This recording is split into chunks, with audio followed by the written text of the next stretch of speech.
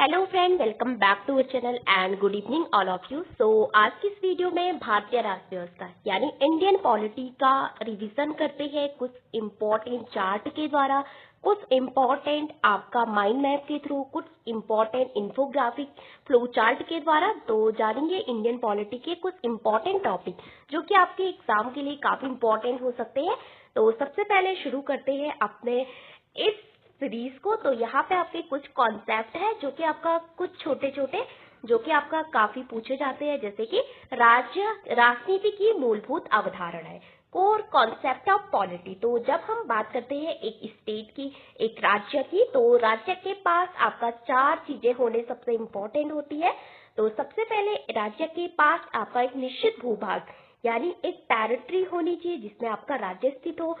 फिर आता है उस राज्य में रहने वाले लोग यानी उस राज्य में आपका कुछ जनसंख्या होनी चाहिए। तीसरा आता है आपका सरकार, और यहाँ पे सरकार काफी इम्पोर्टेंट भी है क्योंकि जो जनसंख्या है जिससे कि आपका लोगों में लड़ाई ना हो, अराजकता ना फैले, उनकी लॉ एंड ऑर्डर को मेंटेन करने के लिए, आपका उनके लिए कानून बनाने के लिए एक सरकार का होना इम्पोर्टेंट है। और सबसे इम्पोर्टेंट है आपकी संप्रभुता। तो राज्य का सबसे इम्पोर्टेंट तत्व है क्या? संप्रभुता। अगर किसी राज्य के पास आपकी संप्रभुता नहीं है तो वो आपका एक राज्य नहीं कहला सकता है। एक स्वतंत्र राज्य, एक स्वायत्त राज्य आपका कभी नहीं बन सकता है। दूसरा कॉन्सेप्ट है आपका सेपरेशन ऑफ पावर यानी शक्ति पृथक्करण का सिद्धांत। तो सेपरेशन ऑफ पावर के बारे में आपने कभी बहुत सुना होगा। जो आपका फ्रेंच फिलोसफर थे आपका, जिनका नाम था आपका क्या? मॉन्टेस्क्यू। तो उन्होंने एक पुस्तक लिखी थी जिसका नाम था आपका द स्पिरिट ऑफ लॉ। तो 1748 में इन्होंने एक पुस्तक लिखी थी जिसमें उन्होंने शक्ति पृथक्करण का आपका सिद्धांत दिया था। तो वहां पे मॉन्टेस्क्यू बोलते हैं कि राज्य जो आपकी विधायिका का है वो कार्यपालिका से पृथक होनी चाहिए, कार्यपालिका विधायिका से पृथक होनी चाहिए, और न्यायपालिका भी आपका पृथक होनी चाहिए। तो यहाँ पे तीनों में सेपरेशन की बात करते हैं। और मॉन्टेस्क्यू को अमेरिका के संविधान का आपका बौद्धिक पिता भी कहा जाता है। तो यहाँ पे जो आपकी विधायिका है, जो आपकी लॉ बनाती है, जो लेजिस्लेचर है, वो क्या करती है? आपका कानून का निर्माण करती है। फिर उन्हीं कानूनों को लागू करती है कौन? कार्यपालिका यानी जो एग्जीक्यूटिव है, जिसको आप सरकार कहते हैं, वो इनको लागू करती है। और ये है आपकी संसद यानी विधायिका, जिसमें आपका अगर सेंट्रल लेवल की बात करें तो कौन कौन आते हैं? राष्ट्रपति, लोकसभा और राज्यपाल और राज्यसभा। ओके। अगर स्टेट लेवल की बात करें तो वहां पे आता है राज्यपाल और आपकी विधानसभा। अगर बहुत कुछ राज्य है जहाँ पे आपकी विधान परिषद भी आपकी होती है, तो वो इम्पोर्टेंट है। तो यहाँ पे मॉन्टेस्क्यू बोलते हैं आपका कि जो आपका विधायिका है, जो कि लॉ बनाती है, जो सरकार है उन कानून को लागू करती है, और न्यायपालिका ये देखती है कि वो कानून आपका कहीं संविधान के विरुद्ध तो नहीं है, कहीं इस जो लॉ से जो नागरिक है उनके जो फंडामेंटल राइट है उनका उल्लंघन तो नहीं हो रहा है, उनका वॉयलेशन तो नहीं हो रहा है, कहीं संविधान का वॉयलेशन तो नहीं हो रहा। अगर हो रहा हो तो न्यायपालिका क्या करती है? उन संविधानों, उन कानूनों की आपकी मान्यता खत्म कर देती है, यानी उनको असंवैधानिक आपका घोषित कर देती है। जैसे आपको पता होगा कि एनजेसी करके एक वो आया था जो कि जजों की नियुक्ति से आपका संबंधित था, उसको सरकार लाई थी आपका, जो 99 कॉन्स्टिट्यूशन अमेंडमेंट था उसके द्वारा लाया गया था, लेकिन न्यायपालिका ने उसको खत्म कर दिया था क्योंकि वो हमारी संविधान की जो गरिमा है, जो उसका वॉयलेशन है, वो कर रहा था। और जजों की नियुक्ति में एक स्वतंत्र रूप से यहाँ पे नहीं हो पा रही थी, सरकार का काफी इंटरफेयर यहाँ पे रहता था। तो इन्होंने इसको क्या कर दिया? आपका खत्म कर दिया। तो यहाँ पे इन तीनों का पृथक्करण काफी इंपॉर्टेंट होता है। तो संसदीय शासन प्रणाली जैसे कि भारत में है आपका, तो भारत ने ब्रिटेन से ली ये है पार्लियामेंट्री सिस्टम। तो यहाँ पे क्या होता है? आपका एग्जीक्यूटिव यानी जो कार्यपालिका होती है और जो लेजिस्लेचर होता है, जो लॉ बनाती है, वो दोनों आपका साथ साथ होते हैं। जैसे हम भारत में समझ सकते हैं जैसे कि संसद, जिसमें आपकी विधायिका जिसको कहा जाता है, तो जो संसद के सदस्य होते हैं उसी में से कुछ सदस्य जो है क्या करते हैं? आपका गवर्नमेंट भी चलाते हैं, उन्हीं की सरकार भी होती है, तो वो आपका संसद के सदस्य भी होते हैं और कार्यपालिका में भी आपके रहते हैं। तो भारत में इन दोनों में ओवरलैपिंग आपका माना जाता है। लेकिन जब हम अमेरिका की बात करते हैं तो वहां पे आपका स्ट्रिक्ट सेपरेशन होता है, वहां पे आपका संपूर्ण पृथक्करण आपका होता है। विधायिका आपका बिल्कुल अलग होती है। विधायिका का मेंबर जो है कार्यपालिका का सदस्य नहीं हो सकता है, और कार्यपालिका का जो मेंबर्स होता है वो आपका कांग्रेस, वहाँ की संसद का नाम है, उसका सदस्य आपका नहीं होता है। और न्यायपालिका जो सबसे अलग है आपके, तो यूएस की जो न्यायपालिका है उसको दुनिया का सबसे बड़ा पावरफुल कोर्ट भी कहा जाता है, जो सुप्रीम कोर्ट है वहाँ पे। तो ये तीनों में यहाँ पे काफी सेपरेशन है। तो हम ये नहीं बोल सकते कि जो डोनाल्ड ट्रंप है वो आपका कांग्रेस का भी मेंबर होंगे, तो वहाँ पे ऐसा जरूरी नहीं है, क्योंकि वहाँ पे आपका स्ट्रिक्ट सेपरेशन है। लेकिन भारत में ये दोनों आपका ओवरलैपिंग माना जाता है। तो कभी इसको डिटेल में समझेंगे। तो आज हमारा कॉन्सेप्ट वाला वीडियो है। फिर आता है संविधान सभा की मांग। जब हम बात करते हैं कि हमारे देश के लिए आपका एक संविधान सभा होनी चाहिए, एक हम जिससे कि हम अपने देश का संविधान आपका खुद बना सके, तो उसकी मांग की जब बात करती है, तो फर्स्ट अगर डिमांड की बात करते हैं हम, बहुत पहले से आपकी चली आ रही थी। जैसे कि पहली बार संविधान सभा की मांग की थी, इनका जो आइडिया था वो किसने दिया था, एम.एन. रॉय ने दिया था।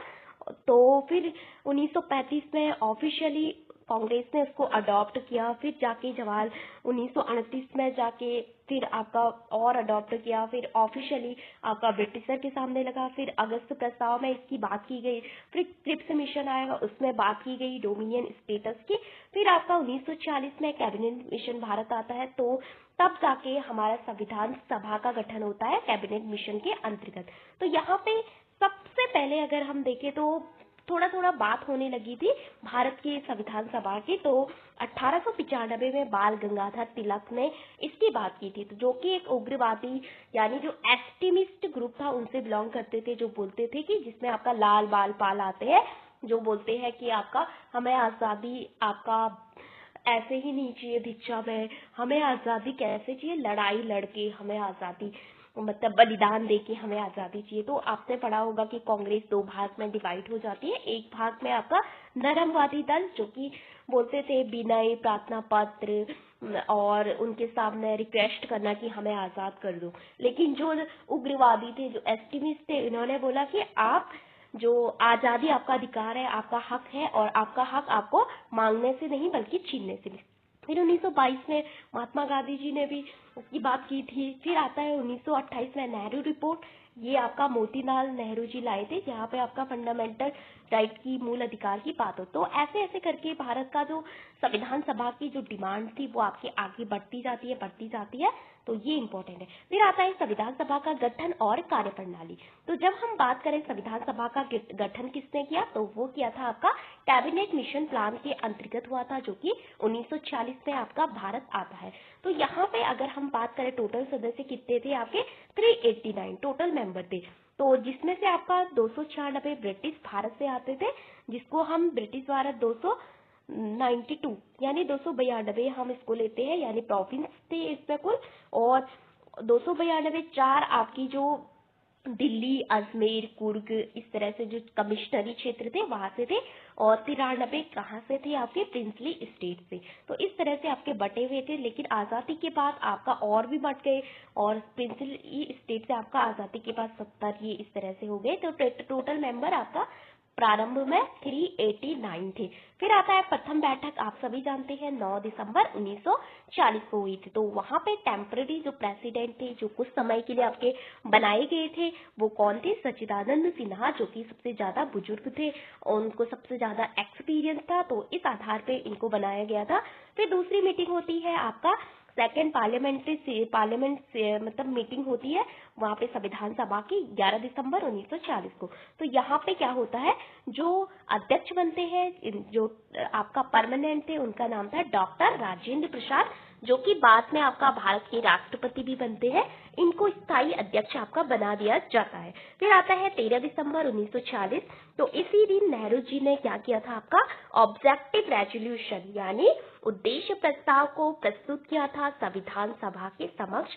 और 22 जनवरी 1947 को यही प्रस्ताव, जो बाद में संविधान सभा के द्वारा पास किया गया, और वो आपकी प्रस्तावना बनती है, यानी जो ऑब्जेक्टिव रेजोल्यूशन था, उद्देश्य प्रस्ताव था, उसी को बाद में आपका उद्देशिका या प्रस्तावना के नाम से जाना जाता है, जो कि काफी इंपॉर्टेंट है, जिसमें कि हमारे संविधान के क्या है जो लक्ष्य है, जो उद्देश्य है, जो सिद्धांत है, उसके बारे में आपका कहा गया है। कुछ समितियां थी जैसे कि प्रारूप समिति, इसमें आपका डॉक्टर अंबेडकर इसके चेयरमैन थे और टोटल इसमें 7 मेंबर थे, 6 अन्य थे, एक थे डॉक्टर भीमराव अंबेडकर जिसने कि संविधान का आपका प्रारूप यानी उसका ड्राफ्ट बनाया था, कैसे आपका संविधान मतलब बनेगा।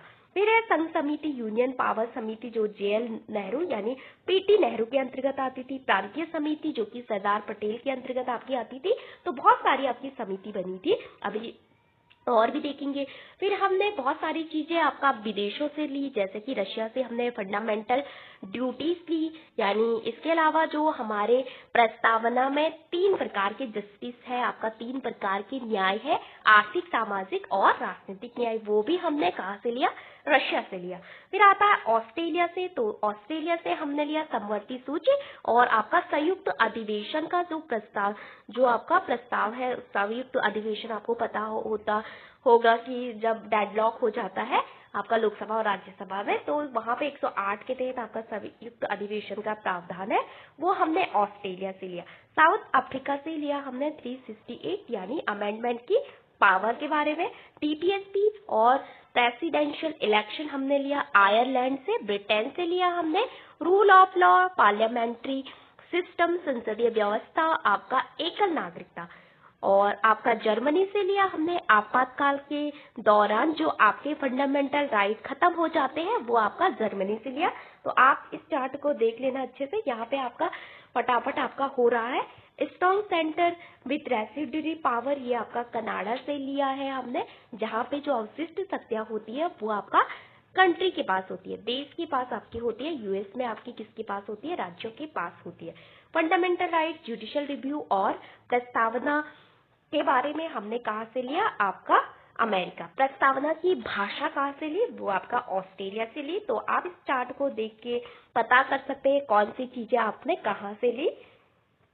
फिर आता है, अगर हम प्रस्तावना की बात करें यानी प्रियम्बल की बात करें, जब हम बात करते हैं कि भारत में जो हमारे स्रोत कौन सा है, शक्ति का स्रोत कौन सा है, वो संविधान है या भारत की जनता। तो आप सभी जानते हैं कि आप लोग ही, जो भारत की जनता है, वही आपका संविधान की शक्ति का आपका सोर्स है। फिर आता है प्रकृति की बात करते हैं जब हम प्रस्तावना की, तो उसमें आपका बहुत सारी चीजें आती है, जैसे कि संपूर्ण प्रभुत्व संपन्न, सोशलिस्ट, सेक्युलर, डेमोक्रेटिक एंड गणराज्य। इसको हम नेचर कहते हैं, किसका, प्रस्तावना का। तो आपको पता होगा कि 3 शब्द आपके बाद में जोड़े गए थे, जिसमें समाजवादी, पंथ निरपेक्ष और इंटीग्रिटी है 42वें संवैधानिक संशोधन 1976 में। फिर आता है ये 5 की प्रकृति है और यहाँ पे आपका 3 प्रकार के न्याय की बात की गई है, सोशल, इकोनॉमिक एंड पॉलिटिक, यानी सामाजिक, आर्थिक, राजनीतिक न्याय। और 5 प्रकार की स्वतंत्रता की बात की गई है। तो आपसे पूछा जाता है प्रस्तावना में कितने प्रकार के न्याय है, तो 3 प्रकार के आपके न्याय है और 5 प्रकार की स्वतंत्रता है। आपको अपने थॉट, विचार को अभिव्यक्त करने की स्वतंत्रता है और एक्सप्रेशन यानी अभिव्यक्ति की स्वतंत्रता है, बिलीफ, विश्वास की स्वतंत्रता है, फेथ, वर्कशिप। तो 5 ये स्वतंत्रता है, आप याद रख सकते हैं कौन कौन सी है। और 2 प्रकार की आपकी इक्वालिटी यानी समानता की बात की गई, एक तो आपकी स्टेटस यानी प्रतिष्ठा की और दूसरी है अवसर की। तो ये आपका काफी इंपॉर्टेंट है, आप याद रख सकते हैं 3, 5 और 3, 5, 2। तो ये आपका इंपॉर्टेंट है। फिर ऐसे कुछ इंपॉर्टेंट जैसे गोल है, जैसे कि किसने बोला कि जो प्रस्तावना है वो आपका आइडेंटिटी कार्ड है कॉन्स्टिट्यूशन का, तो वो बोलते हैं N.A. पालकी वाला। फिर आपका जो पॉलिटिकल होरोस्कोप कौन बोलता है, तो ये आपका K.M. मुंशी बोलते हैं, जो कि काफी इंपॉर्टेंट है। फिर ऐसे कौन से केस है जो कि प्रस्तावना से रिलेटेड है, जो बोलता है कि प्रस्तावना जो है संविधान का भाग नहीं है, वो था बेरुबारी केस। एंड फिर केशवानंद भारती केस, ये बोलता है कि ये प्रस्तावना क्या है, आपका संविधान का भाग है। फिर हम बढ़ते हैं आगे, भारत का एकीकरण और राज्यों का पुनर्गठन।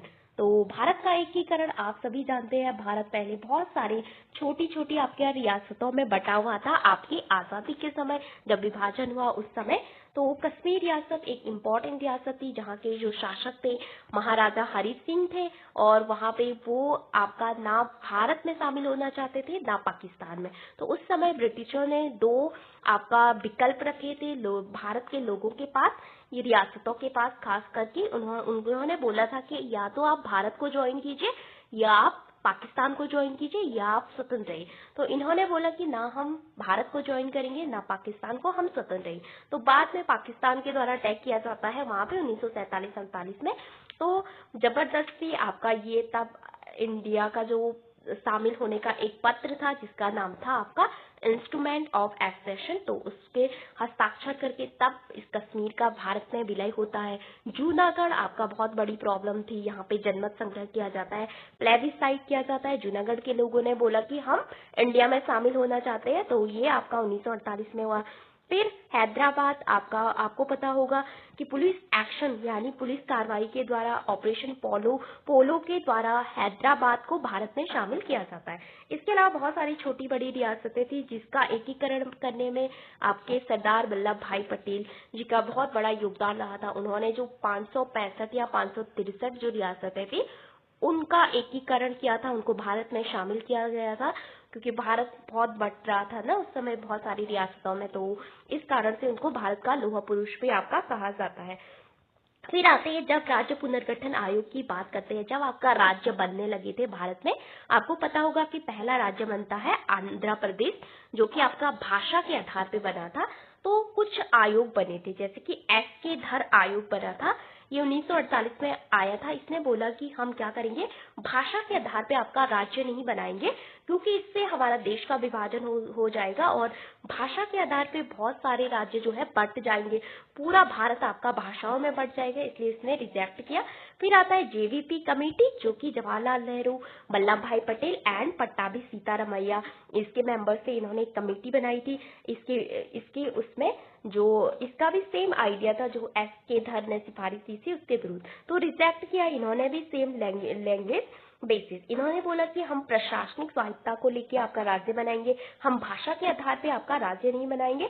अगर हमें भाषा के आधार पे राज्य बनाएंगे तो हमें बहुत सारे राज्य बनाएंगे। भारत में आप सभी को पता होगा कि कोस कोस पे बदले पानी, तो वैसे ही आपकी वाणी भी बदलती है, कोस कोस पे आपकी भाषाएं बदलती है, तो इस तरह से हमें बहुत सारे राज्य हो जाते तब, तो इन्होंने भी आपका रिजेक्ट किया। लेकिन क्या होता है, आंध्र प्रदेश में काफी हड़ताल वो होता है, मतलब हड़ताल पे बैठ जाते हैं पोटी श्री राम मल्लू। तो 56 दिन की उन्होंने भूख हड़ताल की थी, बोला था कि आंध्र प्रदेश को एक राज्य बनाएंगे, उसको अलग किया जाए तेलुगु भाषी लोगों को। ओके, तो इस कारण से इन्होंने डिमांड की थी। तो जब इनकी मृत्यु हो जाती है आपका हड़ताल के द्वारा, तब बनता है आंध्र प्रदेश। फिर आता है फजल अली आयोग, तो यहाँ पे ये आयोग काफी इंपॉर्टेंट था। आपको पता होगा कि पहले क्या था, आपके जो राज्य थे वो ABCD में ऐसे करके बटे हुए थे। ABCD में कुछ राज्य और B में कुछ राज्य, C में कुछ राज्य, D में कुछ राज्य, तो उन सबको आपका एक करना था। और फजल अली आयोग कमीशन की डिमांड पे, इनकी सिफारिश पे 1953 में आया था। तो फिर 1956 में राज्य पुनर्गठन आयोग आता है, उसकी सिफारिश पे आपका 14 राज्य और 6 केंद्र शासित प्रदेश बनाया जाता है। तो इन्होंने सिफारिश तो आपकी 16 राज्य की थी, लेकिन क्या होता है, गवर्नमेंट केवल आपका 14 राज्य बनाती है और 6 केंद्र शासित प्रदेश बनाते हैं। कभी हम डिटेल्स में पढ़ेंगे इसको। फिर आती है भारतीय संविधान की अनुसूचियां। आप सभी को पता होगा कि जो मूल संविधान है उसमें आपकी केवल 8 अनुसूची थी, 4 आपकी बाद में ऐड की गई। तो पहली अनुसूची जब हम बात करते हैं तो यहाँ पे आता है स्टेट एंड यूटी, यानी राज्य और केंद्र शासित प्रदेश। तो यहाँ पे राज्य का नाम, टेरिटरी एंड बाउंड्रीज के बारे में बात की गई। दूसरी अनुसूची जो सैलरीज होती है आपकी और अलाउंसेस यानी जो भत्ते होते हैं उसके बारे में, जिसमें आते हैं आपके प्रेसिडेंट हो गए, जज हो गए, कैग हो गए एंड प्राइम मिनिस्टर एक्सक्लूड यहाँ पे किए गए हैं। प्राइम मिनिस्टर को यहाँ पे आपका शामिल नहीं किया जाता है दूसरी अनुसूची में। तीसरी में आती है ओथ अफर्मेशन के बारे में, शपथ लेना, यानी जब आप किसी भी मतलब गवर्नमेंट के किसी कोई मंत्री बनते हैं, कोई भी पोस्ट ले तो आप शपथ लेते हैं चाहे, तो यहाँ पे आपका कुछ शपथ का प्रावधान है। और यहाँ पे कौन सी एक्सक्लूड है, किसको शामिल नहीं किया गया है, आपका राष्ट्रपति को शामिल नहीं किया गया है और राज्यपाल को शामिल नहीं किया गया है। तो यहाँ पे आप इसको देख सकते हैं। फिर चौथी अनुसूची जिसमें कि बोला गया है राज्यसभा सीटों का बंटवारा। तो राज्यसभा की जो सीट है उसका एलोकेशन हमें चौथी अनुसूची में देखने को मिलता है। पांचवी में जो आपके अनुसूचित क्षेत्र है, जो आपके जनजातीय क्षेत्र है, उनके प्रशासन के बारे में बात की जाती है, यानी जो ट्राइबल एरियाज है। ओके, छठवां में आता है 4 राज्य, जो कि ट्राइबल एरियाज के बारे में बात की गई है और इसको शामिल किया गया था गोपीनाथ बारदोली, एक कमेटी बनी थी उसकी सिफारिश पे। तो यहाँ पे छठवीं जो अनुसूची थी उसमें आपका असम आता है, मेघालय, त्रिपुरा और मिजोरम। तो यहाँ पे आपका मणिपुर नहीं आता है। तो आप सिंपल सा याद रख सकते हैं ATM। ATM में आपकी मनी नहीं है, ATM आपका खाली पड़ा हुआ है, उसमें पैसे नहीं है, इसलिए यहाँ पे आपका मणिपुर नहीं है। फिर आता है 7वीं अनुसूची, जहाँ पे आपका किस बारे में बात की गई है, तो शेड्यूल 7वीं अनुसूची की जब हम बात करते हैं तो यहाँ पे शक्तियों का बंटवारा है। 7वीं अनुसूची से आपको एक बात याद आ रही होगी कि जो पार्ट 7 है उसको आपका डिलीट किया गया है कॉन्स्टिट्यूशन से।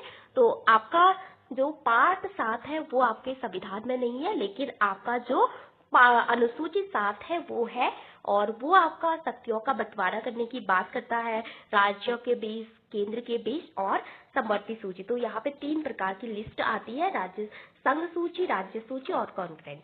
संघ का मतलब होता है केवल केंद्र कानून बना सकते हैं, राज्य कानून बना सकता है, केवल विशेष परिस्थितियों में केंद्र कानून बना सकता है जब राज्य खुद सिफारिश करे। तीसरा आता है कंकरेंट लिस्ट। तो यहाँ पे इसके विषय भी दिए गए हैं, जैसे कि 97 पहले संघ सूची में थे, आप 100 हो गए। पहले राज्य सूची में आपका 66 विषय थे, 5 विषय को समवर्ती में डाला गया, अब केवल 61 विषय राज्य सूची में है। और यहाँ पे 47 पहले थे, अब 5 विषय आपके राज्य सूची से आए तो कितने हो गए, 52।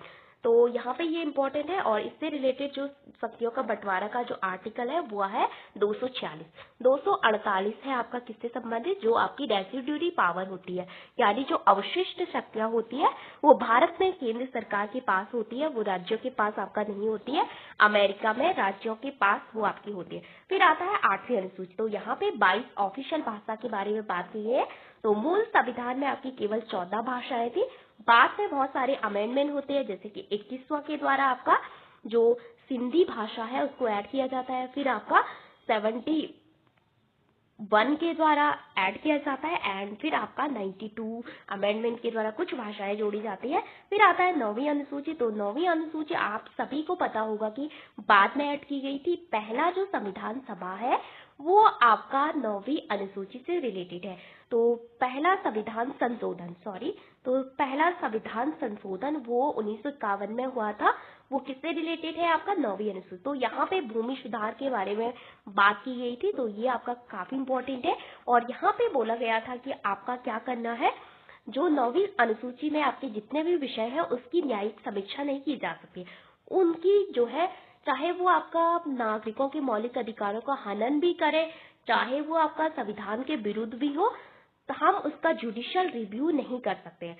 लेकिन ये कब तक के केस का अभी जानते हैं। तो एक केस आया आपका जिसका नाम था IR कोयलो केस, 2007 में ये आया। इसने बोला कि जुडिशियल रिव्यू की पावर आपकी लिमिटेड हम कर देते हैं, अब आप 9वीं अनुसूची के विषय पे जुडिशियल रिव्यू कर सकते हैं। और इससे पहले कब के, इसके लिए एक डेट निर्धारित की गई, 24 अप्रैल 1973 के पहले के जो सब्जेक्ट है उन पे आपका मतलब उसका रिव्यू नहीं होगा, लेकिन जो उसके बाद की है उसका आपका रिव्यू होगा। तो ये आपका IR कोयलो केस में आपका कहा गया था, काफी इंपॉर्टेंट है। फिर आता है 10वीं अनुसूची जो दल बदल से संबंधित है, 52वां संवैधानिक संशोधन। 11 आपका सभी को पता है पंचायत से रिलेटेड है, 29 विषय को आपका यहाँ पे जोड़ा गया है पंचायतों के लिए, भाग 9 में आता है ये। और 73 कॉन्स्टिट्यूशन अमेंडमेंट 1992 के द्वारा जोड़ा गया था। और 24 अप्रैल को आपका पंचायती राज डे मनाया जाता है, अब आने वाला है। फिर आता है 12वीं अनुसूची, ये आपका म्यूनिसिपैलिटी से संबंधित है, एंड यहाँ पे ये 74 कॉन्स्टिट्यूशन अमेंडमेंट के द्वारा आपका जोड़ा गया था। एंड ये कब लागू हुआ था, इसकी डेट भी आपकी पूछी जाती है। तो जून 93 में ये आपका लागू हुआ था और ये आपका 18 विषय और भाग 9A में इसका प्रावधान आपका किया गया है। तो आप इससे याद रख सकते हैं बहुत सारी चीजें। तो ये आपकी राजीव गांधी ने जोड़ी थी 1985 में। फिर आता है कुछ इंपॉर्टेंट पार्ट है, जैसे आपको पता होगा भाग 1 में क्या है। तो यहाँ पे भारत के बारे में बात की गई है, इंडिया को किस तरह से आपका कॉन्स्टिट्यूशन में लिखा गया है। तो India that is Bharat, Bharat क्या इंडिया, भारत क्या होगा आपका, राज्यों का संघ होगा। इंडिया दैट इज भारत, इसका नाम है इंडिया का आपका आर्टिकल 1 में। 2 में आता है एडमिनिस्ट्रेशन ऑफ न्यू स्टेट। तो एडमिनिस्ट्रेशन ऑफ न्यू स्टेट के बारे में यहाँ पे बात की। तीसरे में आता है फॉर्मेशन ऑफ स्टेट, तो यहाँ पे, और चौथे में आता है आपका कॉन्स्टिट्यूशन अमेंडमेंट के बारे में, जो चौथा अनुसूची था। तो ये आपको याद करने की जरूरत नहीं है। तो यहाँ पे इम्पोर्टेंट अमेंडमेंट आप याद कर सकते हैं। इम्पोर्टेंट पार्ट भाग 2 इम्पोर्टेंट है काफी, नागरिकता के बारे में बात करता है। और भारत में आपकी सिंगल सिटीजनशिप है, एकल नागरिकता है, जो कि हमने यूके से ली। आपको पता होगा कि अमेरिका और स्विट्जरलैंड में आपकी दोहरी तिहरी नागरिकता है। अमेरिका में 2 नागरिकता है आपके, एक तो आप राज्य के नागरिक है और एक आप देश के नागरिक है। स्विट्जरलैंड की बात करते हैं तो वहां पे 3 तरह की नागरिकता होती है। तो नागरिकता भारत में भाग 2 में है और अनुच्छेद 5 से 11। तो ये एक ऐसा भाग था जो कि 26 नवंबर 1949 को ही आपका लागू किया गया था। बहुत पहले संविधान को लागू करने से पहले ये आपका लागू किया गया था, जिस दिन हमने क्या किया, अपने संविधान को अडॉप्ट किया। ओके, तो यहाँ पे आप 5 तरह से भारत की नागरिकता ले सकते हैं। तो ये सिटीजनशिप अमेंडमेंट एक्ट है, और बर्थ, डिसेंट और रजिस्ट्रेशन एंड आपका naturalisation and incorporation of territory. जन्म के आधार पे आप भारत के नागरिक बन सकते हैं, वंश के आधार पे, और रजिस्ट्रेशन कर सकते हैं आप। नेचुरलाइजेशन, पहले आपकी 14 ईयर थी, अब इसको घटा दिया गया है। एंड जो इनकॉर्पोरेशन ऑफ टेरिटरी के बारे में भी बात की जाती है, अगर कोई विदेशी टेरिटरी भारत ने युद्ध में जीती, उसके नागरिकों के लिए है। और सीए 2019 में आपका आया था, जो आपका नागरिकता संशोधन अधिनियम था। इसमें क्या किया गया था, आपका 3 देश, जो आपका भारत क्या करेगा, 3 देश है, एक का नाम है बांग्लादेश, एक का नाम है आपका पाकिस्तान और एक का नाम है अफगानिस्तान। वहां पे 6 कम्युनिटी है, तो उसमें मुस्लिम को इंक्लूड नहीं किया गया था। बहुत सारी 6 कम्युनिटी है, उनके जो नागरिक है वो भारत आए हैं कब पहले। तो इसके लिए एक डेट रखी गई थी 31 दिसंबर 2014 से पहले वो भारत आए हैं, तो उनके लिए भारत की नागरिकता आपका दी जाएगी नेचुरलाइजेशन के द्वारा, यानी प्रकटीकरण के द्वारा। तो ये आपका काफी इंपॉर्टेंट है, आप इसको डिटेल्स में पढ़ सकते हैं। फिर आता है मौलिक अधिकार, ये आपके भाग 3 में है, एंड यहाँ पे 36 से 51 तक आपका किया गया है। इसका प्रावधान भाग 12 में आपका राज्य की परिभाषा है, जो कि आपकी डीपीएसपी में भी है सेम। फिर आता है 13 में न्यायिक पुनरावलोकन है। न्यायिक पुनरावलोकन आपका इस तरह से नहीं दिया गया है, जुडिशियल रिव्यू, ये बहुत जगह है आपका जुडिशियल रिव्यू, इसका प्रॉपर आर्टिकल नहीं है, लेकिन भाग 13 में इसके बारे में बात की गई है। इसके अलावा 21 मतलब आर्टिकल 21 में, आर्टिकल 13 में, आर्टिकल 137 में। तो ये आपका इम्पोर्टेंट है। फिर आता है राइट टू इक्वालिटी, आप सभी जानते हैं, एक तो हमने यूके से लिया इक्वालिटी बिफोर लॉ, और एक इक्वल प्रोटेक्शन ऑफ लॉ एक यूके से लिया एंड एक यूएस से लिया। तो यहाँ पे सामाजिक समानता आप सभी जानते हैं कि 5 जो कैटेगरी यहाँ पे दी गई है वो इम्पोर्टेंट है, उसके आधार पे आप के साथ कोई भेदभाव आपका नहीं किया जा सकता है। ये केवल आपके भारत की नागरिकों के लिए उपलब्ध मौलिक अधिकार है। यहाँ पे जो विदेशी है उनके साथ आपका डिस्क्रिमिनेशन किया जाता है। और ईडब्ल्यूएस आपको याद रखना है, इसी से आपका संबंधित है, सामाजिक समानता से। तो 2000 कब आया था ईडब्ल्यूएस का, 2019 में आया था, आप सभी को पता होगा। 10% आरक्षण, इसका एक सर्टिफिकेट भी बनता है। फिर आपका equal opportunity in public employment, तो ये भी आपका काफी इंपॉर्टेंट है। यहाँ पे बहुत सारी चीजें इससे रिलेटेड है, जो आपका भारत के नागरिकों के लिए अवसर की समानता। तो किसी भी अवसर की समानता मीन्स आप कोई भी गवर्नमेंट जॉब, लोक नियोजन के लिए अवसर की समानता। एंड अस्पृश्यता का अंत, उपाधियों का अंत, इसको हम प्रश्न में आपका सॉल्व करेंगे। फिर आता है स्वतंत्रता का अधिकार, तो यहाँ पे आपको ये 6 प्रकार की स्वतंत्रता है, और इन पे आपका युक्त प्रतिबंध लगाए जा सकते हैं, इनको छीना जा सकता है। ये आपकी एब्सोल्यूट नहीं है, 19 से 22 तक आपका ये है। एंड 20 में आपका प्रोटेक्शन ऑफ कन्विक्शन के बारे में बात की गई है, यानी अपराध एवं दोष सिद्धि के संबंध में। एंड 21 में तो बहुत सारी चीजें हैं आपकी, प्राण दैहिक स्वतंत्रता, इसके अलावा निजता की स्वतंत्रता, तो बहुत सारी चीजें आपकी 21 में है। राइट टू एजुकेशन एक्ट जो कि 66वें संवैधानिक संशोधन के द्वारा मौलिक अधिकार भी बनाया गया था एंड मौलिक कर्तव्य भी। ओके, तो इसका लागू करने की बात की गई तो 2010 में ये लागू किया गया था, राइट टू एजुकेशन। आप सभी जानते होंगे 6 से 14 वर्ष के बच्चों के लिए था ये।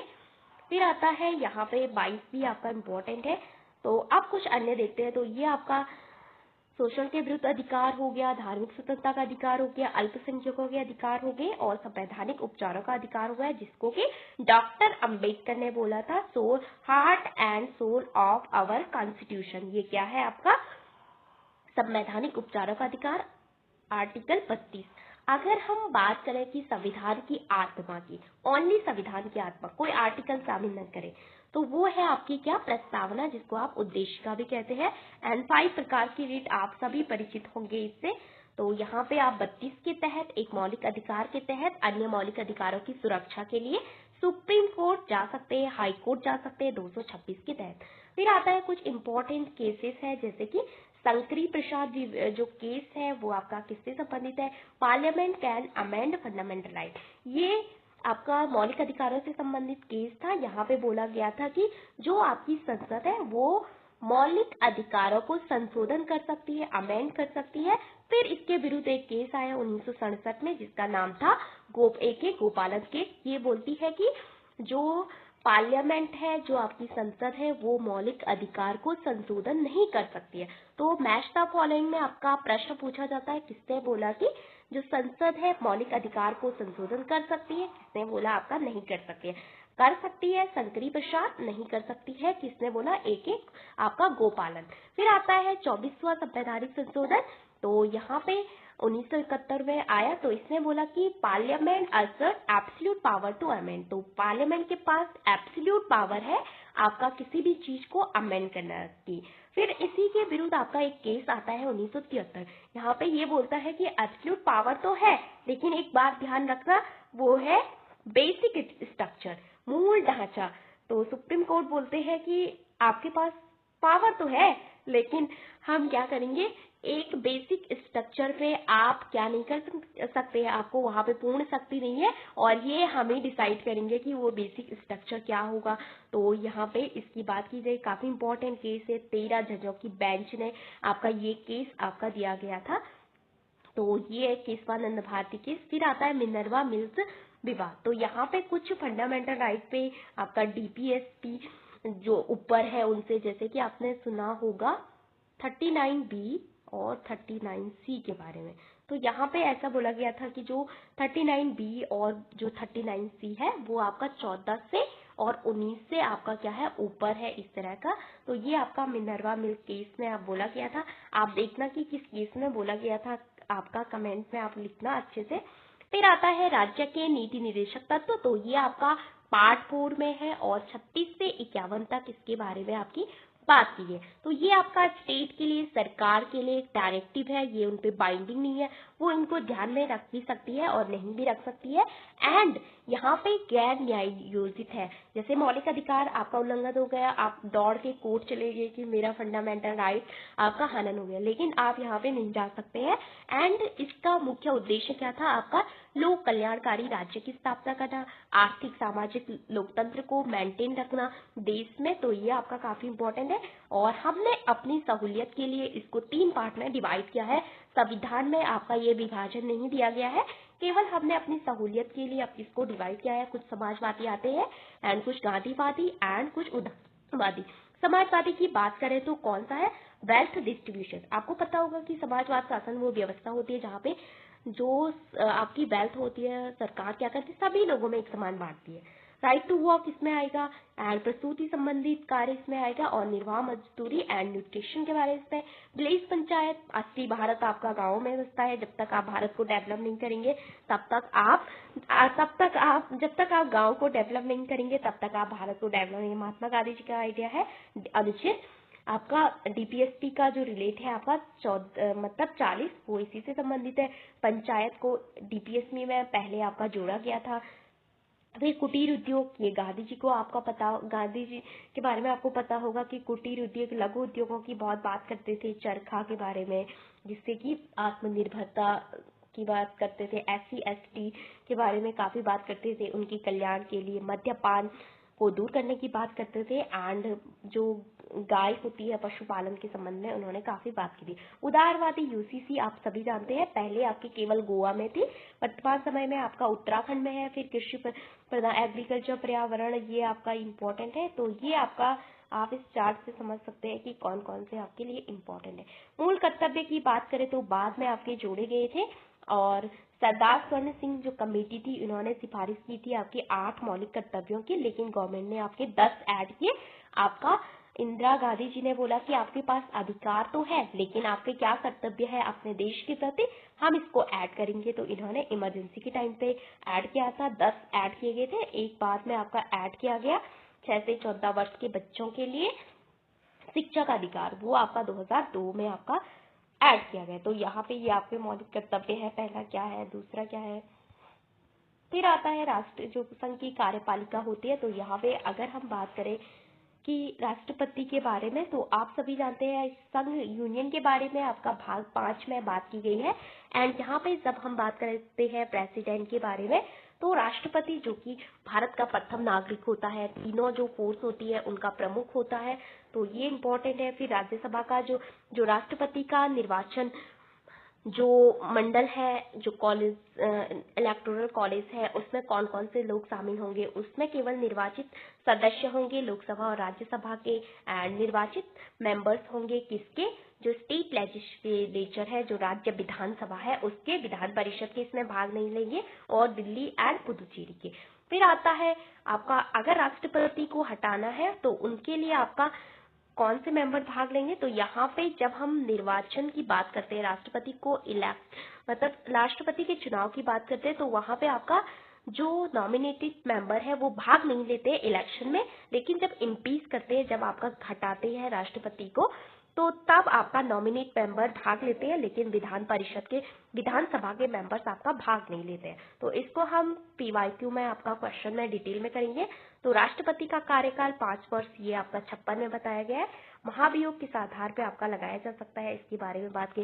पहले जो देखा जाएगा कि जो वायलेशन ऑफ कॉन्स्टिट्यूशन है, यानी संविधान का उल्लंघन किया, उसके आधार पे आपका राष्ट्रपति को इम्पीच किया जाता है। पहले 14 दिन का आपका नोटिस देना पड़ता है। फिर 1/4 मेंबर्स साइन रेजोल्यूशन, एक रेजोल्यूशन लाया जाता है जिसपे कि 1/4 मेंबर के हस्ताक्षर हो।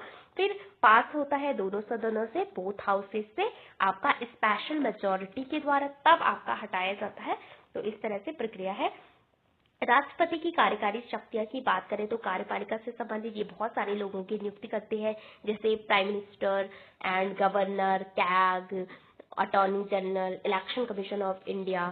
फिर अगर बात करें विधायी पावर की, तो समन प्रोरोगे, जो अगर 5 साल का कार्यकाल पूरा हो गया, पार्लियामेंट लोकसभा को भंग करना है तो वहां पे इम्पोर्टेंट पावर है। डिसॉल्व करना है लोकसभा को, और ज्वाइंट सीटिंग में पावर है। एंड नॉमिनेटिव आपका 12 राज्यसभा मेंबर्स। फिर अध्यादेश, जब दोनों सदन आपके सत्र में नहीं हो तब राष्ट्रपति अध्यादेश जारी कर सकता है। मनी बिल से संबंधित पावर है। एंड वित्तीय पावर की बात करें तो annual budget and finance commission नियुक्त करना हर 5 साल में। And supreme commander of forces declare for peace and आपका treaty sign in their name. Okay, जितनी भी संधि होती है, जितनी भी काम होते हैं गवर्नमेंट के, वो सारे आपके राष्ट्रपति के नाम से ही आपके होते हैं। फिर इनकी बहुत सारी शक्तियां हैं, जैसे कि राष्ट्रीय आपातकाल की बात करें तो 352, फिर राष्ट्रपति शासन जो कि राज्यों में लगता है, 356 एंड वित्तीय आपात, उससे संबंधित कुछ शक्तियां हैं। वीटो पावर, तो absolute veto, suspensive veto and pocket veto, ज्ञानी जेल सिंह ने प्रयोग किया था केवल एकमात्र बार। फिर है क्षमादान की शक्ति, राष्ट्रपति किसी को क्षमा भी दे सकते हैं। तो 5 प्रकार की क्षमादान की शक्तियां हैं, कभी आपका डिटेल में पढ़ेंगे। एंड 161 में राज्यपाल की क्षमादान की आपकी शक्तियां हैं। ओके, एंड उपराष्ट्रपति की बात करें तो 63 से 71 तक उपराष्ट्रपति की बात की जाती है। एंड यहाँ पे उपराष्ट्रपति का जब हम इलेक्शन की बात करते हैं तो यहाँ पे दोनों सदनों के, लोकसभा राज्यसभा के इलेक्टेड पर्सन और आपका नॉमिनेट मेंबर भाग लेते हैं, जो आपका निर्वाचित, जो मनोनीत की जाते हैं। यहाँ पे आपका राज्य विधानसभा के मेंबर्स भाग नहीं लेते हैं। एंड राज्यसभा का पदेन सभापति होता है अनुच्छेद 64 के तहत, तो ये इम्पोर्टेंट है। फिर आता है council of minister, aid and advice राष्ट्रपति को, तो ये आपका बाद में जोड़ा गया था 42वां संवैधानिक संशोधन एंड 44वां संवैधानिक संशोधन 1976 में। तो राष्ट्रपति के लिए सलाह की बात अनुच्छेद 74 में। फिर 75 है, 75 तीन कलेक्टिव रिस्पॉन्सिबिलिटी, तो जितने भी आपके मंत्री होते हैं वो सामूहिक रूप से आपका लोकसभा के प्रति उत्तरदायी होते हैं और व्यक्तिगत रूप से राष्ट्रपति के प्रति। एंड साइज आपका, ये एक अमेंडमेंट आया था 2003 में, 91वां अमेंडमेंट, जिसके द्वारा बोला गया था, जो कि आपके क्या है कि 15% से ज्यादा आपका लोकसभा में मंत्री मेंबर्स आपके नहीं होने चाहिए, जो आपका मंत्री परिषद है उसका आकार। फिर विधायिका में अगर बात करें तो महान्यायवादी की बात करती है, तो यहाँ पे अगर हम बात करते हैं किसकी, संसद और महान्यायवादी की, तो सबसे पहले संसद की बात करते हैं। तो अनुच्छेद 79 जो बोलता है कि संसद 3 चीजों से मिलकर बनी है, एक है आपके राष्ट्रपति एंड दूसरे है आपका राज्यसभा एंड तीसरी है लोकसभा। ओके, तो राज्यसभा आपकी आर्टिकल 80 में आती है, काउंसिल ऑफ स्टेट इसको कहते हैं, एंड अपर हाउस इसको कहा जाता है, परमानेंट हाउस कहा जाता है, कभी भी भंग नहीं होता है। इनके मेंबर्स हर आपके 2 साल के बाद बदले जाते हैं एंड नए मेंबर्स वहां पे आते हैं। 250 स्ट्रेंथ है, 12 सदस्य राष्ट्रपति आपका मनोनीत करते हैं। फिर है 81 में आपका लोकसभा के बारे में बात की गई है, 550 मेंबर्स है अधिकतम, एंड अभी डायरेक्ट इलेक्शन यहाँ पे होता है, एंड ये आपका डिसॉल्व होता है हर 5 साल में जब आपका कार्यकाल पूरा हो जाता है। फिर आता है महान्यायवादी, तो ये इसके बारे में था। तो ये था आपका आज का रिवीजन चार्ट। कुछ और देखते हैं, तो ये हमने भारतीय राज्य व्यवस्था का एक मास्टर रिवीजन किया, जिसमें हमने बहुत सारी चीजें देखी कि राज्य के तत्व क्या होते हैं एंड कितने तत्व होते हैं, 4 तत्व आपके होते हैं। इसके अलावा हमने शक्ति पृथक्करण के सिद्धांत के बारे में आपका बात की कि शक्तियों का पृथक्करण आपका कैसे होता है। अमेरिका में स्पष्ट पृथक्करण आपका होता है और यूके में आपका कोई पृथक्करण नहीं होता है। वहां की संसद आपकी दुनिया की सर्वोच्च शक्तिशाली संसद मानी जाती है, वहां पे संसद सर्वोच्च है, लेकिन भारत में संविधान आपका सर्वोच्च है। एंड इसके अलावा हमने संविधान की मांग देखी थी कि सबसे पहले एम.एन. रॉय से शुरू होती है, एंड उससे पहले अगर बात करें तो इन्होंने आपका इनडायरेक्टली बात की थी, उतना आपका डिटेल में बात नहीं, लेकिन आइडिया किसने दिया, एम.एन. रॉय ने आपका दिया था। एंड यहाँ पे हमने देखा था टोटल कितने मेंबर्स थे, ब्रिटिश भारत से कितने थे और 93 कहाँ से थे, इसके अलावा 292 कहाँ से थे, कितनी महिलाएं थी, आपकी 15 महिलाएं थी। इसके अलावा मुस्लिम लीग, जब आपका एक चुनाव हुआ था आपका 1946 में, तो वहां पे कांग्रेस ने 208 सीटें जीती थी, मुस्लिम लीग ने 73 सीटें जीती थी, एंड अन्य ने आपका 15 या 8 सीटें इस तरह से कुछ जीती थी। तो यहाँ पे काफी इंपॉर्टेंट ये है, तो इसका भी पूछा जाता है एग्जाम में। एंड प्रमुख बैठक हमने देखी थी कि कब पहली बैठक हुई, कब आपकी दूसरी बैठक हुई, 11 दिसंबर 1940 को दूसरी बैठक हुई, यहाँ पे आपका तीसरा लिखा है। 5वीं बैठक कब होती है, ये इम्पोर्टेंट है। एंड प्रारूप समिति के अध्यक्ष कौन थे, संघ समिति के कौन थे, प्रांतीय समिति के, संविधान के आपके कौन थे। फिर आता है प्रथम पाठन कब हुआ, 1948 में, द्वितीय वाचन, तृतीय वाचन, एंड लास्ट जो बैठक हुई थी संविधान सभा की, वो आपकी कब हुई थी, आपका 24 जनवरी 1949 को। ओके, तो ये आपका इम्पोर्टेंट है। एंड फिर हमने देखा था, जब हम बात करते हैं कि संविधान जो प्रस्तावना है उसका स्रोत क्या है, आपका भारत की जनता है, एंड संप्रभुता इम्पोर्टेंट है। एंड राज्य की प्रगति के बारे में बात की थी, एंड अंगीकृत तिथि कब थी आपका, हमने संविधान को अडॉप्ट किया। इसके अलावा हमने बात की कि 3 प्रकार के आपके न्याय है, एंड 5 प्रकार की स्वतंत्रता, और आपका जो है प्रतिष्ठा और अवसर, 2 प्रकार की समानता। इसके अलावा कुछ जो केस है जो कि आपकी प्रस्तावना से संबंधित है, जैसे कि बेरूबारी का जो केस था 1960 में आपका ये आया था, इसने बोला कि जो प्रस्तावना है आपका संविधान का भाग नहीं है, केशवानंद ने इसके उलट फैसला दिया, बोला कि प्रस्तावना आपका संविधान का इम्पोर्टेंट पार्ट है एंड 42वां संवैधानिक संशोधन आप सभी परिचित है। इसके अलावा हमने बहुत सारे देशों से आपकी बहुत सारी चीजें आपसे बोरो की है, जैसे आयरलैंड से आपका डीपीएसपी चुनाव प्रक्रिया, रूस से आपका मूल कर्तव्य न्याय का आदर्श, ऑस्ट्रेलिया से आपका समवर्ती सूची संयुक्त बैठक, जर्मनी से आपका आपातकालीन अवशिष्ट शक्तियां, कनाडा से एंड मूल अधिकार न्यायिक पुनरावलोकन, उपराष्ट्रपति का पद, ये सब यूएसए एंड ब्रिटेन से आपका संसदीय शासन, एकल प्रणाली, रिट आपकी पूछी जाती है। जो 32 में रिट है वो कहाँ से ली है आपने? यूके से ली। एंड विधि के समक्ष क्षमता, ये भी आपने यूके से ली। फिर हमने देखा कि कब कश्मीर भारत में पार्ट बना, इन्होंने कब आपका जो इंस्ट्रूमेंट ऑफ एक्सेशन था उसको साइन किया, विलय पत्र, और 27 अक्टूबर 1920। जनमत संग्रह Junagadh, operation polo Hyderabad and Sikkim आपका 35वां राज्य जो कि आजादी के बाद आपका शामिल किया गया था, और इसके लिए एक प्रॉपर संशोधन आपका लाया गया था, इनके लिए आपका कोई संशोधन नहीं था। फिर हमने देखा कि पार्ट में अनुच्छेद 1 में क्या है, भारत राज्यों का संघ होगा, भारत का बारे में बात की गई है, नई राज्यों का प्रवेश और सीमा में बदलाव, कुछ जैसे कि आपका पुनर्गठन पे कुछ समितियां बनी थी, एसके धर आयोग 1948 में, जेवीपी समिति एंड फजल अली आयोग। फिर आता है 7वां संवैधानिक संशोधन जिसको आप राज्य पुनर्गठन आयोग 1956 में आपका आया था, वो भी काफी इंपॉर्टेंट है। एंड उसके तहत कितने राज्य बनाए गए थे, कितने केंद्र शासित प्रदेश आपके बनाए गए थे। फिर आता है अनुसूची, जो अनुसूचियां हैं उसमें आपका क्या क्या है, पहले में क्या है, और वेतन भत्ते किसमें है, शपथ किसमें है, राज्यसभा सीटों का आवंटन किसमें है, एसटी क्षेत्रों का प्रशासन किसमें है, और जो 4 राज्य हैं वो किसमें है, शक्तियों का बंटवारा किसमें है, 22 भाषाएं किसमें है, भूमि सुधार के लिए कौन सा अमेंडमेंट किया गया था जो बाद में जोड़ा गया, एंड दल बदल विरोधी कानून कब जोड़ा गया, पंचायती राज, नगरीय प्रशासन, ओके। एंड नागरिकता हमने बोला कि ब्रिटेन से हमने ली, और संसद को शक्ति है नागरिकता पे कानून बनाने का। तो 5 तरीके हैं भारत की नागरिकता प्राप्त करने, तो जन्म, वंश एंड आपका पंजीकरण, प्रकटीकरण और क्षेत्र समाविष्ट, जिसमें कि जो बाहरी टेरिटरी है अगर हमने अक्वायर की है उसको। फिर आता है राज्य की परिभाषा, ये सेम है आपकी जो कि नीति निर्देशक में आपकी दी गई है, और आपका न्यायिक पुनरावलोकन जुडिशियल रिव्यू से संबंधित कुछ दिया गया है यहाँ पे।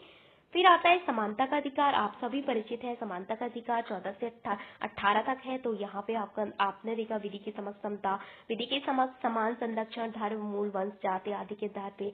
फिर है लोक नियोजन के लिए अवसर की समानता, एंड इंदिरा साहनी जजमेंट किससे रिलेटेड है आपका, क्रीमी लेयर, ये भी इसी का पार्ट आपका इसके अंतर्गत शामिल है, अस्पृश्यता एंड उपाधियां। फिर आता है वाक अभिव्यक्ति की स्वतंत्रता, आपके पास 6 तरह की आपकी स्वतंत्रता है। एंड यहाँ पे अपराध एवं दोष सिद्धि के संबंध में संरक्षण। फिर आता है प्राण दह की स्वतंत्रता, मेनका गांधी ने इसके बारे में आपका एक अपील की थी, ड्यू प्रोसेस ऑफ लॉ जो केस था उसी के संबंधित था, ये इस कानून की सम्यक प्रक्रिया। फिर उनका पासपोर्ट आपका जब्त किया गया था, उन्होंने अपील की थी। एंड शिक्षा का अधिकार, ये आप सब परिचित है इससे। फिर आता है 23-24, ये इससे परिचित है आप, एंड ये हमने सब पढ़ दिया। मूल अधिकारों की बात करें तो बहुत सारे केस जो है मूल अधिकारों से आपके संबंधित है, जैसे कि शंकरी प्रसाद वाद, इन्होंने बोला कि संसद जो है मूल अधिकारों में संशोधन कर सकते हैं। गोलकनाथ ने बोला कि नहीं संसद नहीं कर सकती है। और आपका 24वां संवैधानिक संशोधन सरकार लाई, इन्होंने बोला कि संसद को पूर्ण शक्ति प्राप्त है, पुनः संशोधन की शक्ति प्राप्त है, इंदिरा गांधी जी इसको लाई थी। एंड उसके बाद आता है सबसे फाइनल केशवानंद भारती जजमेंट, बुनियादी ढांचा। हम डिसाइड करेंगे कि बुनियादी ढांचा आपका क्या है, हम ही बताएंगे जब आपका ये होगा, ओके। तो बदल सकती है परंतु बुनियादी ढांचे को आपका नहीं बदल सकती है इसमें। फिर आता है 3 टाइप की आपके डीपीएसपी है, जिसमें समाजवादी और गांधीवादी, उदारवादी। एंड कुछ आर्टिकल है जैसे कि समान न्याय, निःशुल्क विधिक सहायता, पंचायती राज संस्थाओं का गठन, समान न्याय, नागरिक संहिता। एंड 6 से 14 वर्ष के बच्चों के लिए पहले ये डीपीएसपी था, बाद में इसको मूल कर्तव्य और मौलिक अधिकार आपका दोनों बनाए गए।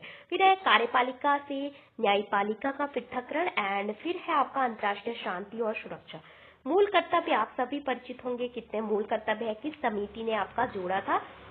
फिर है भारत का राष्ट्रपति। तो भारत के राष्ट्रपति की जो प्रक्रिया है चुनाव की किसमें दी गई है, 55 में अनुपातिक प्रतिनिधित्व प्रणाली, एकल संक्रमणी प्रणाली के बारे में आपकी बात की है। तो ये आपका जो सूत्र है, एमएलए के वोट का मूल्य कैसे निकालेंगे, एमपी का कैसे निकालेंगे, ये इंपॉर्टेंट है। और महाभियोग की प्रक्रिया कैसे स्टार्ट होगी आपकी, तो 14 दिन पूर्व आपको सूचित करना होगा राष्ट्रपति को। अनुच्छेद 61 में है आपका 1/4 सदस्यों के हस्ताक्षर होंगे, तो दोनों सदनों में आपका जाएंगे और वहां से 2/3 बहुमत से आपका पारित होंगे। फिर किया जाएगा ये सब। फिर वीटो शक्तियों के बारे में, उपराष्ट्रपति के बारे में, ये सब है आपका। एंड यहाँ पे लास्ट है इसका मास्टर चार्ट। तो ये हमने सब आपका आज पढ़ा है। तो आप इसका पीडीएफ पढ़ना चाहते हैं तो कमेंट में मैसेज कर सकते हैं। तो आज की वीडियो में हमने बहुत सारी चीज़ों के बारे में आपका पढ़ा कि कितने कितने क्षेत्र थे, कौन कौन सी चीज़ें आपकी जोड़ी गई थी, कब एकीकरण हुआ, कैसे हुआ आपका, कौन कौन सी चीज़ें हमने विदेश से ली, कितनी अनुसूची है, एंड अनुच्छेद के कुछ इम्पोर्टेंट एंड मूल अधिकार। इसके अलावा आपका न्यायिक समीक्षा, राज्य के नीति निर्देशक सिद्धांत आपका, और राष्ट्रपति। फिर आता है राष्ट्रपति का कार्यकाल, महाभियोग, शक्तियाँ पार्ट 2, एंड इसके अलावा संवैधानिक तो संसद की संरचना। तो आज के लिए बस इतना ही, बहुत बड़ी वीडियो हो गई। Thank you for watching this video.